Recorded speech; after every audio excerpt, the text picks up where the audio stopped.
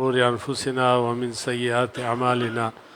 من يهده الله فلا مضل له ومن يضلل فلا هادي له وأشهد أن لا إله إلا الله وحده لا شريك له وأشهد أن محمدا عبده ورسوله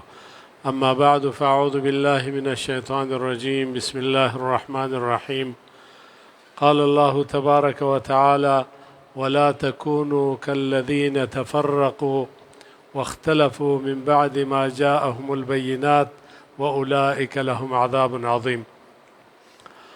وقال تعالى واتقوا فتنة لا تصيبن الذين ظلموا منكم خاصة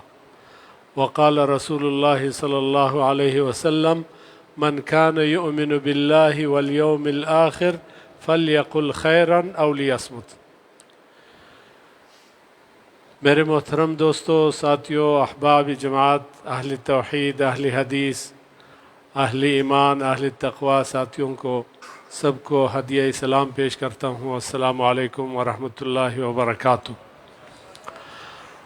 اور میں موجودہ حالات کے تناظر میں مختصر انداز میں ایک قاعدہ ربانی آپ کے سامنے پیش کرنا چاہتا ہوں کہ جب مسلمانوں پر کوئی حملہ ہو، مسلمان کسی تکلیف میں ہو، کسی مشکل میں ہو، لڑائی میں ہو،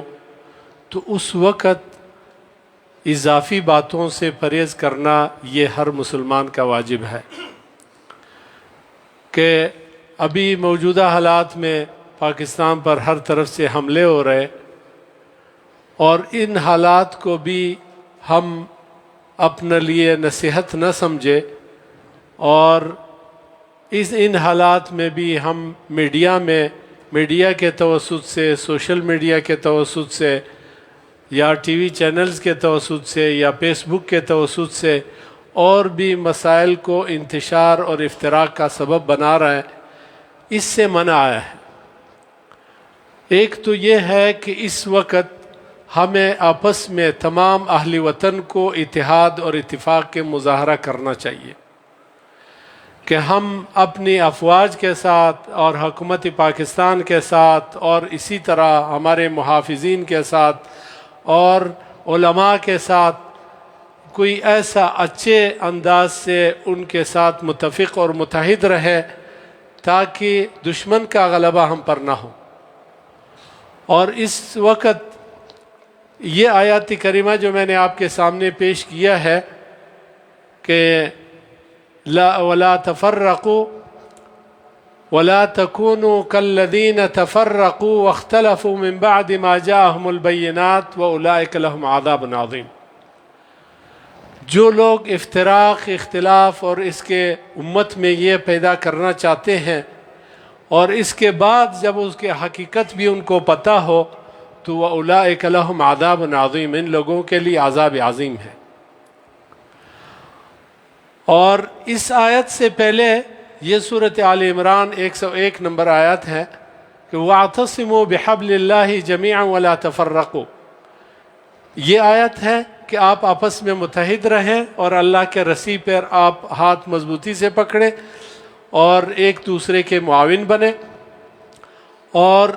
اس کے فوراً بعد دوسرے نمبر پہ جو آیات ہے وَلْتَكُمْ مِنْكُمْ أُمَّةٌ يَدْعُونَ إِلَى الْخَيْرِ وَيَأْمُرُونَ بِالْمَعْرُوفِ وَيَنْهَوْنَ عَنِ الْمُنْكَرِ وَأُولَئِكَ هُمُ الْمُفْلِحُونَ۔ اس میں بھی امر بالتقوی اور نیک اعمال کے لیے دعوت دینا اور غلط اعمال سے لوگوں کو روکنا، یہ بھی اہل ایمان کا شیوا ہے۔ اور پھر تیسرے نمبر آیات میں یہ ہے کہ آپ آپس میں اختلاف اور تفرقہ پیدا نہ کریں۔ جو لوگ یہ کام کرتے ہیں تو ان کے لیے عذاب عظیم ہے۔ اور یہ حدیث مبارکہ جو میں نے آپ کے سامنے پیش کیا ہے، یہ بھی وقت کے تقاضوں کے مطابق اس پر عمل کرنے کی ضرورت ہے کہ رسول اللہ صلی اللہ علیہ وسلم نے فرمایا من کان یؤمن باللہ والیوم الآخر، جو اللہ اور قیامت پر آخرت پر ایمان رکھتے ہیں تو ان کے لیے کیا ہے فَلْيَقُلْ خَيْرًا أَوْ لِيَصْمُتْ۔ جب دو بھائیوں کے درمیان لڑائی ہو یا ایسا ملک میں انتشار کے حالت ہو، اس میں اس انتشار کو اور بڑھایا نہ جائے بلکہ فلیقل خیرن او لیصمت، خیر کے بات کیا جائے، صلح صفائی کے بات کیا جائے، یا بہتر یہ ہے کہ وہ ساکت رہے، چپ رہے۔ اس پر بھی اللہ کے رحمت ہوتے ہیں جو اس حالت میں وہ چپ رہتے ہیں۔ اور اسی طرح اگر ہم سوشل میڈیا کو صحیح انداز میں استعمال کرتے ہیں، یہ بھی اللہ کے رحمتوں کے طرف انشاءاللہ ہمارے اللہ کے رحمتیں ہم پر نازل ہوں گے۔ اگر ہم اس کو غلط استعمال کرتے ہیں، لوگوں کے درمیان میں انتشار افتراق کا سبب بنتے ہیں، تو اس پر بھی یہ اللہ رب العالمین عذاب کا وعید ہے۔ جو اللہ رب العالمین سے یہ دعا ہے کہ ہمیں یہ توفیق دے کہ ہم ان حالات میں ہم سب ایک امت بن کر اور ایک بھائی بن کر اور اسی طرح اتحاد اور اتفاق کا مظاہرہ کریں، جو کہ